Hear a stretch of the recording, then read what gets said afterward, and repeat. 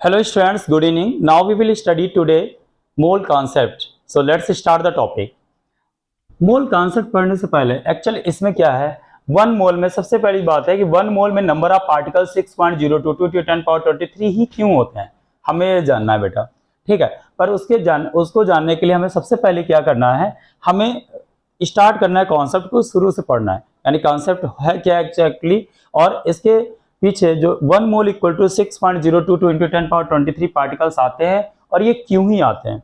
ठीक है, one mole में कुछ और डेटा क्यों नहीं हो सकता।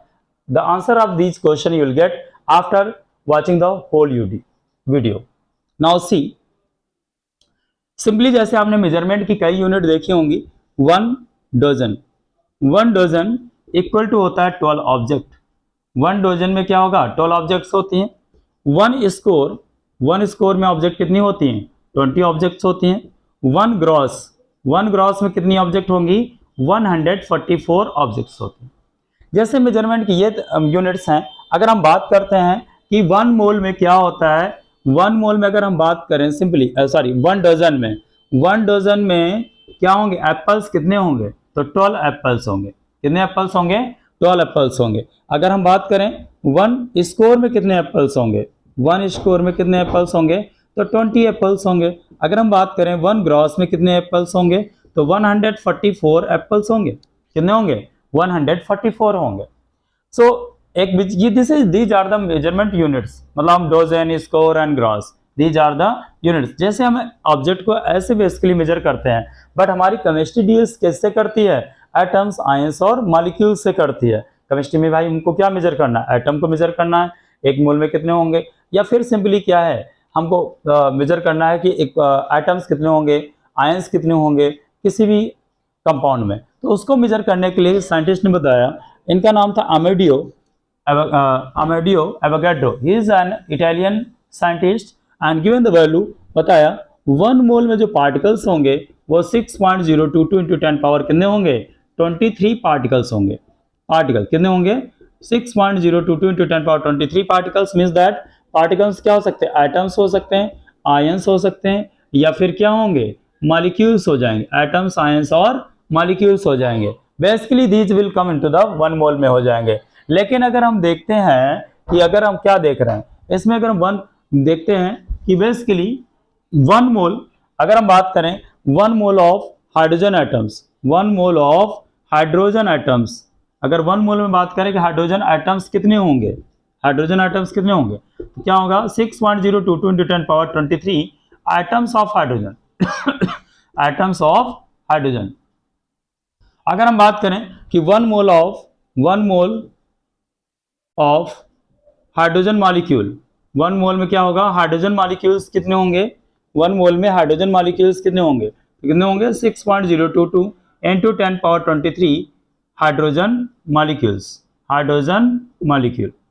ठीक है, अगर हम बात करते हैं कि one mole of sodium ions, one mole में क्या होंगे, सोडियम आयन कितने होंगे, सोडियम आयंस कितने होंगे, 6.022 × 10 power 23 ions of sodium.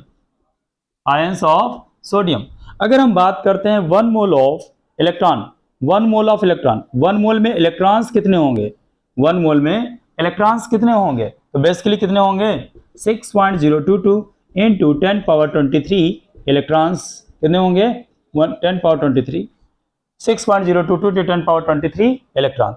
Why this data is exactly equal to the 6.022, not greater than only? ये सबसे बड़ा क्वेश्चन जो हमारे माइंड में आता है कि वन मोल में ऑब्जेक्ट 6.022 × 10 पावर 23 ही क्यों होती है।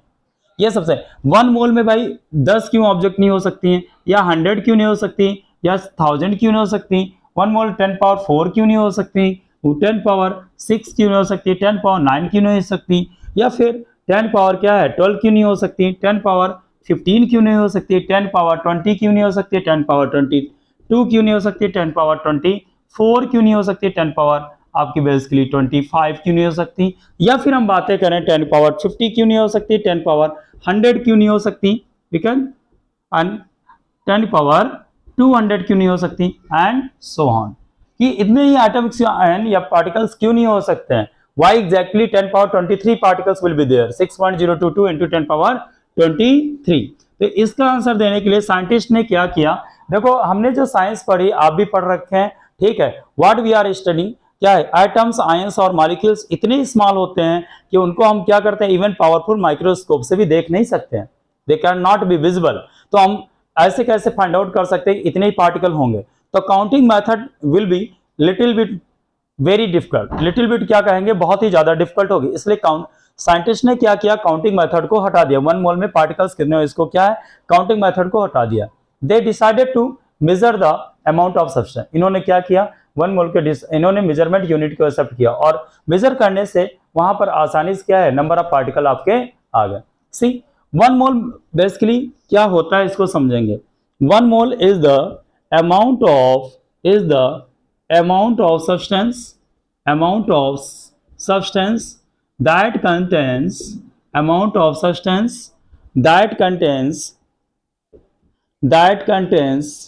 as many particles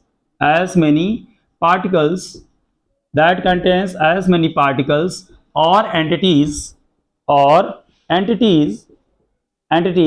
एटम्स और एंटिटीज क्या क्या हो सकते हैं, पार्टिकल्स और एंटिटीज क्या होती हैं, जिनसे मिलकर के कोई पर्टिकुलर कंपाउंड आपका बना हुआ है। तो एटम्स हो सकते हैं या फिर आयंस होंगे, और क्या हो सकते हैं, या फिर क्या होंगे, मॉलिक्यूल्स होंगे। क्या होंगे बेटा, मॉलिक्यूल्स होंगे। As number of particles as there are number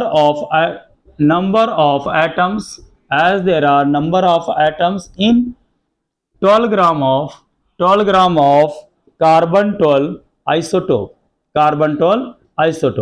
simply समझिए पहले इसकी डेफिनेशन। 1 मोल, ये 1 मोल जो सब्सटेंस का मेजरमेंट करने के लिए, केमिकल सब्सटेंस मेजर करने के लिए जो यूनिट दी गई है उसके बारे में समझिए।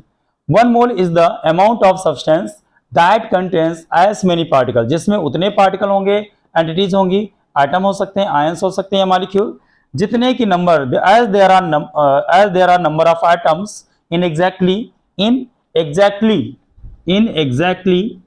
in exactly 12 gram of carbon 12 isotope. जितने नंबर ऑफ कार्बन 12 एटम में होंगे, कार्बन 12 आइसोटोप के एटम में होंगे, उतने नंबर ऑफ क्या है, उतने नंबर ऑफ पार्टिकल्स होंगे 1 मोल में। तो let's see how students, in order to calculate the number of atoms in 12 gram of carbon 12 isotope, we should to know the mass of the carbon 12 calculated by the mass spectrometer, and its value comes 1.992648 into 10 power 20 minus 23 gram per atom. So let's find out the number of atoms in 12 gram in carbon 12 isotope में क्या number of atoms कितने होंगे। तो 12 ग्राम पर mole of carbon 12 divided by 1.992648 into 10 power minus 23 ग्राम पर atom. मतलब carbon एक atom का जो मास स्पेक्ट्रोमीटर से एक एटम का जो मास निकला, मास स्पेक्ट्रोमीटर से कितना आया, 1.992648 into 10 power minus 23, that is its value comes to the 6.022 into 10 power 23 मोल पर एटम। यहां से ग्राम कैंसिल आउट हो जाएगा, मोल नीचे आ जाएगा, एटम पर मोल आएगा, सॉरी एटम्स ऊपर आ जाएंगे एंड पर मोल, एटम्स पर मोल मीन्स दैट अगर हम 1 मोल में बात करें, नंबर ऑफ एटम्स कार्बन के कितने आएंगे, 1 मोल में कार्बन के एटम कितने आएंगे, 6.022 into 10 power 23 atoms. So that's why क्या किया गया, 1 मोल में जो आपके पार्टिकल लिए गए, 1 mole equal to 6.022 into 10 power 23 particles लिए गए। क्या लिए गए, पार्टिकल्स लिए गए। पार्टिकल्स में क्या हो सकता है, एटम्स हो सकते हैं, आयंस हो सकते हैं, और क्या होगा, मॉलिक्यूल्स हो जाएंगे। क्या हो जाएंगे, मॉलिक्यूल्स हो जाएंगे। तो basically this is the unit which comes and it is widely used for the calculation of the amount of substance. क्या आया, अब आपको शायद पता चल गया होगा कि 1 मोल में इतने ही पार्टिकल क्यों होते हैं, क्योंकि कार्बन एवरीवेयर प्रेजेंट है, that's why It is given by the according to the definition. So thank you class. Have a good day.